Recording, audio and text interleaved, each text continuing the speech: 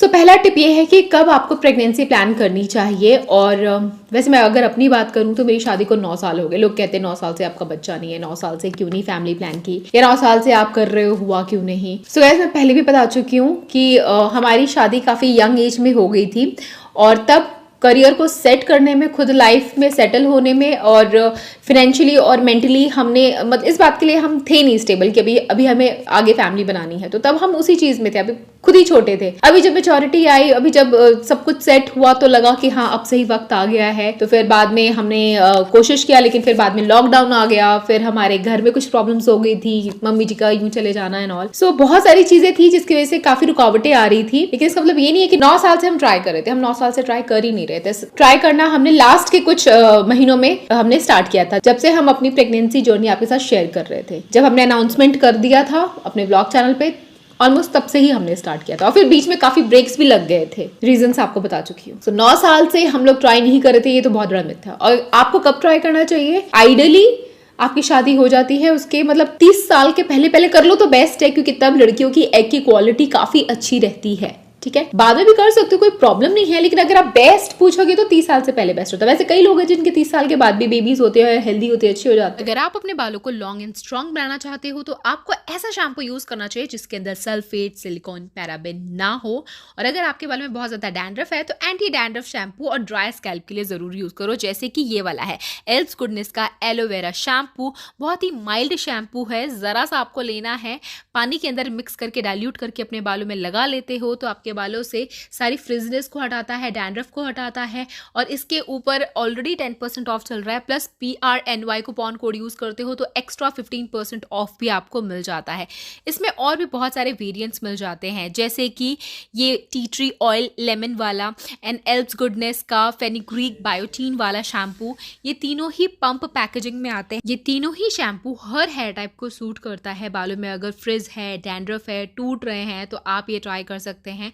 इसको यूज करने के बाद आपके हेयर बहुत ज़्यादा सिल्की, हेयर में शाइन आता है, सूद हो जाते हैं आपके बाल, डैंड्रफ हट जाता है। बस आप ज़रा सा पानी लीजिए, उसके अंदर शैम्पू को डाइल्यूट कीजिए, अपने बालों में लगा लीजिए एंड दैट्स इट।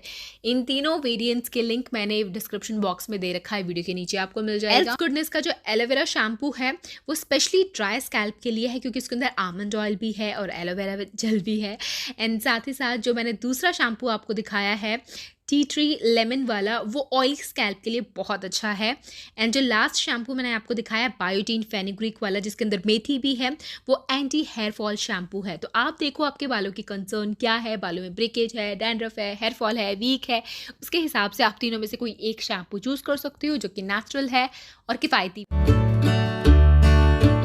अगर आप प्रेगनेंसी प्लान कर रहे हो तो उसके कम से कम 5-6 महीने पहले ही हस्बैंड हो या वाइफ हो, दोनों को भी बुरी आदतें छोड़ देनी चाहिए। जैसे कि लोग पीते हैं शराब, स्मोकिंग, तंबाकू, सबको पता है ये हानिकारक होता है। लेकिन अगर आप बेबी प्लान कर रहे हो तो ये बहुत बहुत बुरी चीज है, आपको एकदम अवॉइड कर देना चाहिए अगर आप हेल्दी बेबी चाहते हो तो। प्रेगनेंसी प्लान करने से पहले आप डॉक्टर को जरूर विजिट करेंगे। लोग अक्सर नहीं करते हैं, हमने तो किया था और करना भी चाहिए। आइडली डॉक्टर भी बोलते हैं कि लोग आ जाए तो ज्यादा बेटर है, क्योंकि तब वो आपका ब्लड टेस्ट करके सब कुछ चेकअप कर लेते हैं कि कहीं आपको थायराइड ना हो, आपके ब्लड में कोई किसी चीज की डेफिशिएंसी ना हो। रुबेला टेस्ट होता है एक, वो कर लेते हैं। पेप्समेयर टेस्ट होता है, वो करके देख लेते हैं कि कैंसर वाले सेल तो नहीं है आपके सर्विक्स के आसपास। सो बहुत सारे ऐसे चेकअप होते हैं। देखो ऐसा नहीं कि आपको ये जरूरी है करवाना, लेकिन अगर आप करवा लेते हो तो बेहतर होता है। प्लस डॉक्टर आपको बहुत सारी मेडिसिन भी एडवांस में प्रिस्क्राइब कर सकती है, जैसे कि मुझे फॉलिक एसिड लेने के पहले ही बोल दिया था कि आप ये लो, लेना स्टार्ट कर दो। जरूरी नहीं है कि प्रेग्नेंट और होने के बाद ही आपको फॉलिक एसिड खाने को बोले, पहले भी बोल सकते हैं। ये मैं अपना एक्सपीरियंस शेयर करी हूँ। आपको डॉक्टर से मिलना है और वो जो मेडिसिन प्रिस्क्राइब करे, जो टेस्ट बोले, तब आपको करवाना है। और अच्छा हुआ कि मैंने करवाया, क्योंकि जब लास्ट टाइम मैं गई थी डॉक्टर के पास प्लान करने के लिए कि हम बेबी प्लान कर रहे हैं, आप चेकअप कर लो सब ठीक है या नहीं, तब उन्होंने मेरा ब्लड टेस्ट किया था। तब मुझे पता चला था कि मेरे को थायराइड है, तब निकला था। अगर मैं वो टेस्ट नहीं कराती तो मुझे पता ही नहीं चलता थायराइड है। और प्रेगनेंसी और थायराइड एक साथ काफी मुश्किल होता है। जब तक आपका थायराइड लेवल में नहीं आ जाता, आप प्रेगनेंसी के लिए ट्राई आपको नहीं करना चाहिए। कब सेक्स करना चाहिए बेबी प्लान करने के लिए और कितनी बार करना चाहिए, लोगों को इसके बारे में बिल्कुल पता नहीं होता है, जीरो अवेयरनेस होती है। अगर आपको पहले से पता है तो let me know in the comment section, और नहीं पता तो ध्यान से सुनो। ऐसा नहीं है कि आपको डेली करना है, नो। आपके जब पीरियड्स आते हैं तो वो आपका फर्स्ट डे होता है, उस डे से काउंट करना स्टार्ट करो। जब आपके पीरियड का 7वां दिन आया तब से लेकर के आप ट्राई करना स्टार्ट कर सकते हो। वैसे तो आइडियली 10th बोलते हैं, बट मैं 7th लेकर के चलती हूँ। 7th डे से आप ट्राई करना स्टार्ट करो और 25th डे तक करो। जब पीरियड आया तो फर्स्ट डे था, अब 25th डे तक आपको करना है। डेली नहीं, ऑल्टरनेट डेज में, एक दिन छोड़ के दूसरा दिन। इस तरीके से अगर आप डेली इंटीमेट होते हो तो आपके कंसीव होने के चांसेस बहुत ज्यादा बढ़ जाते हैं। और डॉक्टर कहते हैं कि आप 6 महीने पहले खुद से ट्राई करो, नहीं कुछ होता है तो फिर हम देखेंगे। तो डॉक्टर तो पहले ही आपको बोल देगा, लेकिन अगर आप ये वाली टिप फॉलो करोगे तो विद इन 2 मंथ्स आप जरूर कंसीव कर लोगे, क्योंकि मेरे साथ तो यही हुआ था। अब एक और बहुत बड़ी टिप मैं दे रही हूँ, जो कि अगेन लोगों के अंदर अवेयरनेस नहीं होती है, पता नहीं होता है। Whenever male female do intimate, everything comes out after ejaculation, everything comes out. तो ऐसा लगता है कि कुछ तो अंदर गया नहीं है, तो फिर प्रेगनेंसी कंसीव कैसे होगी। So my doctor has recommended me कि you should wait and hold, मतलब when ejaculation is done you have to be in that position for a while. थोड़ी देर के लिए उसी पोजिशन में रहो, कम से कम 5 मिनट के लिए। Let your husband inside you, be calm, कोई स्ट्रेस नहीं लेना है, कुछ और नहीं सोचना है, just think about the baby, how cute your baby will be, that's it.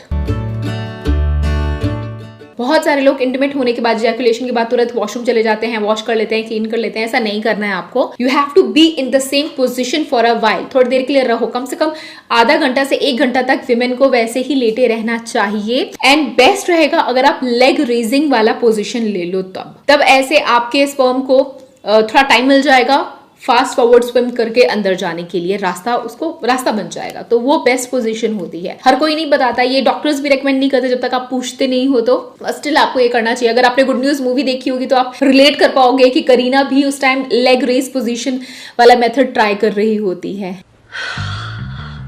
चांद पे जा रही हो, इससे कंसेप्शन के चांसेस बढ़ते हैं। किस किस को वो वाला मोमेंट याद है, let me know in the comment section.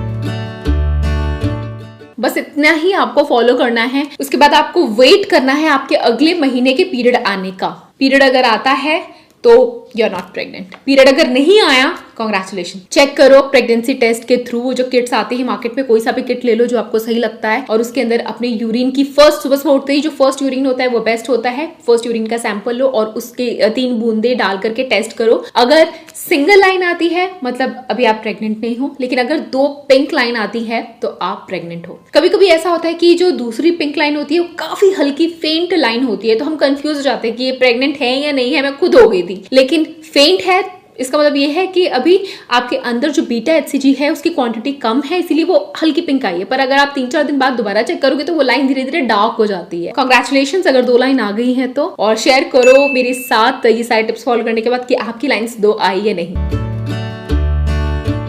वैसे एक किट में 2 लाइन आ जाती है, आप प्रेग्नेंट तो हो जाते हो, लेकिन डॉक्टर एक बार अपने मुंह से बोल देता है तो एक बार 100% भरोसा हो जाता है। तो आपको तुरंत जाना है, उसी दिन या नेक्स्ट डे डॉक्टर के पास जाओ। वो आपको फिजिकली टेस्ट करके देखेंगी। वो अपनी फिंगर्स को इंसर्ट करती हैं आपकी वजाना में और वहां पे वो टेस्ट करती हैं सर्विक को, एंड देन आपकी पेट के ऊपर भी प्रेस करके देखती हैं कहीं एक्टोपिक प्रेगनेंसी तो नहीं है। एंड देन वो आपको कुछ ब्लड टेस्ट रेकमेंड करती हैं, यूरिन टेस्ट, बहुत सारे 7-8 टेस्ट होते हैं वो रेकमेंड करते हैं। और उस टेस्ट के अंदर बीटा HCG का अमाउंट आ जाता है कि कितना है, 500, 200, 1000, वो बढ़ता ही रहता है। हर 48 आवर्स में बीटा HCG का जो नंबर होता है वो डबल होता है। अगर डबल हो रहा है तो मतलब हाँ ग्रोथ अच्छी है, बच्चा सही सलामत सब ठीक है। और अगर कुछ प्रॉब्लम होती है तो भी वो डॉक्टर आपको बता देते हैं। सो अगला स्टेप है डॉक्टर के पास जाना, और जरूर जाना। बहुत लोग ऐसे होते हैं जो कहते हैं कि अरे हम तो ठीक है, बीमार नहीं है, डॉक्टर के पास क्यों जाए, प्रेग्नेंट हुए हैं, सब कुछ अपने आप हो जाएगा, भगवान की देन है। ऐसा कुछ नहीं होता है, प्लीज आप जाओ। पहले के लोग उतने डॉक्टर के पास नहीं जाते थे क्योंकि पहले इतने रिसोर्सेज नहीं थे, पहले साइंस इतना तरक्की नहीं कर चुका था और लोगों को अवेयरनेस नहीं थी। लेकिन अभी तो आप नेचुरल की वीडियो देख रहे हो, अवेयरनेस तो भरपूर होगी ना आपके पास। तो पहला काम यही करना है कि आपको डॉक्टर के पास जाना है, क्योंकि डॉक्टर आपको फॉलिक एसिड या प्रीनेटल मेडिसिन भी आपको प्रिस्क्राइब करके दे देते हैं जो आपकी प्रेगनेंसी को सपोर्ट करता है, ग्रोथ अच्छा बनाए उसमें हेल्प करता है। ठीक है,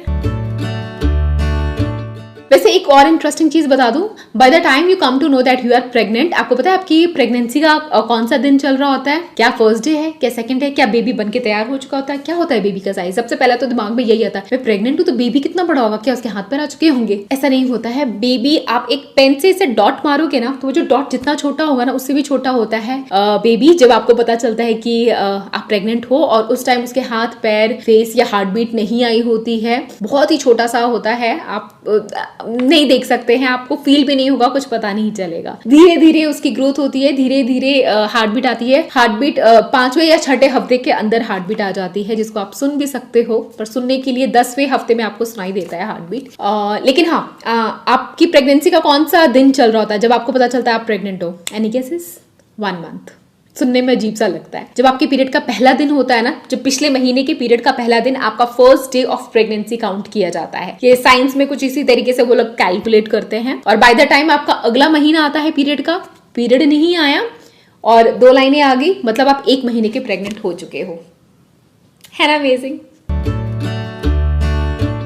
लास्ट टिप मैं आपको दे रही हूँ कि अगर डॉक्टर को लगता है कि बीटा HCG की ग्रोथ उतनी ज्यादा अच्छी नहीं हो रही है और अगर आपका पास्ट में मिसकैरेज भी हो चुका होता है, जैसे आपको पता चलता है कि आप प्रेग्नेंट हो तो डॉक्टर आपको बहुत सारी मेडिसिन देते हैं और कुछ विमेन को डॉक्टर एक और मेडिसिन प्रिस्क्राइब करते हैं जिसको वजाना के अंदर इंसर्ट किया जाता है। 3 इंचेस अंदर वजाना में डाला जाता है। प्रोजेस्टेरॉन, सस्टेन 200, बहुत सारी ऐसी मेडिसिन आती है, डॉक्टर ही आपको बताएगा। मैं जो कह रही हूँ वो आपको लेना नहीं है, मैं बस आपको बता रही हूँ जनरल नॉलेज के लिए, ठीक है? सो उसको 3 इंच अंदर वजाना में डालना होता है मॉर्निंग में और नाइट में, और इससे क्या होता है आपकी प्रेगनेंसी को वो सपोर्ट करता है और स्ट्रांग बनाता है। सो ये होता है, मतलब आप वहां जाके डॉक्टर आपको बताया, आप हैरान परेशान ना हो, इसलिए मैं एडवांस में आपको बता रही हूँ ताकि मेंटली आप प्रिपेयर रहो। प्रेगनेंसी से रिलेटेड और भी बहुत कुछ है मेरे पास आपके साथ शेयर करने के लिए, मेरा अपना एक्सपीरियंस। सो